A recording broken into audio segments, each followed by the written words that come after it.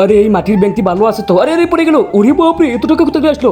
এই ব্যাট, তুমি কি আবার ব্যাংক ভেঙে ফেলেছো নাকি? আরে তোকে দেখো না কি করতেছে এসব। আরে এগুলো কি? এত টাকা কোথা থেকে আসলো? এই নাও তোমার মাটির ব্যাংকের টাকা। আরে এত টাকা কোথা থেকে আসলো? আমার মাটির ব্যাংক আমি বানিয়েছি, আর আমি জানি না টাকা আছে। এই নাও, মন খারাপ করো না, তোমাকে 5,000 টাকা নোট দিয়ে দিলাম। আরে এটা আমার সাথে কি হচ্ছে রে?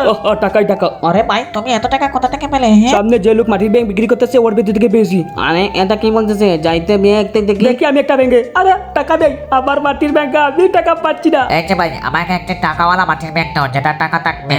এইটা তো আমাকে। ও দেখি, দাঁড়াও, এটার দাম 100 টাকা। 100 টাকা বের করো। হ্যাঁ দিচ্ছি, এই 900 টাকা। এবার ব্যাংকে দেখবো, দেখি টাকা আছে কিনা।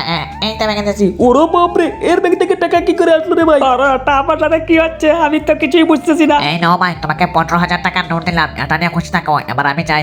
আমি আরে ব্যাংকে দেখবো, দেখি ব্যাংকের ভিতরে টাকা আছে কিনা। আরে এটা তো নেই, এটা কি হচ্ছে? দেখি আরেকটা ব্যাংকে দেখি। আরে এটাতেও নেই, কি হচ্ছে? তারপর থেকে লোকটি শুধু ব্যাংক বিক্রি করতে থাকে। সবার ব্যাংক থেকে টাকা বের হয়, কিন্তু তার ব্যাংক থেকে কোনো টাকাই বের হয় না। আরে আমার ব্যাংক থেকে টাকা বের হয়েছে, ওয়াও ওয়াও ওয়াও। আমিও কিনবো, আমাকেও দাও। আর এইভাবে করে করে মাটির ব্যাংকগুলো সবগুলো বিক্রি হয়ে যায়। সব মাটির ব্যাংক বিক্রি হয়ে গেলে সে বসে বসে টাকা গুনছিল, তখন ইমাম সাহেব হাজির। কি ভাই, আজকে তো মাটির ব্যাংক সব হাজির হয়ে গেল। আমাকে দিয়ে যে কালকে দোয়া করিয়েছিলেন, মনে হয় কবুল হয়ে গেছে। যাক, খুশি লাগতেছে। আল্লাহ আপনার ব্যবসাতে আরো বরকত দিক। আরে একটু টাকার বরকত। সবাই মাটির ব্যাংক থেকে লক্ষ লক্ষ টাকা পাচ্ছে, কিন্তু আমি শূন্য। আমি মাত্র 40,000 টাকা ইনকাম করতে পেরেছি। আগে বলো, তুমি আগে কত ইনকাম করতে? আগে তো এই 500 হবে, কোনো দিন 600 700 এরকম হতো। আগেই তুমি 500 600 ইনকাম করেছো, কিন্তু এখন 40,000, তাও তোমার শুকর নেই।